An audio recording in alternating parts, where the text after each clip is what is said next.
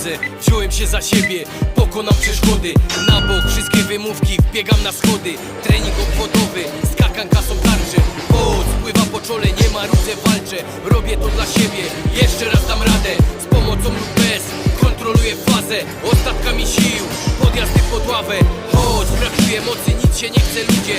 Nie odpuszczę, mówię, trening czyni mistrza. Ty upadnie, wstań, masz drogę do przejścia. Ty motywuje się, na głowę siada presja. Twój cel to marsz, w drodze do zwycięstwa. Nic nie dzieje się, nawet jeśli przegrasz. Dobrze o tym wiesz, że pokonałeś hektar. Do celu dalej leć, twoja szansa następna. W pogoni za marzeniami droga nie jest lekka. Wysiłek dobra rzecz, nie zmarnuj go przy teklach. Historia uczy, wiesz, jak znasz się na konkretach. Ostatni będą pierwszymi, każdy może przegrać. Mierzyć się ze sobą to często za twardy orzech. Potrafić zobaczyć, gdzie jesteś, a gdzie być możesz. W drodze po sukcesy, indywidualne cele.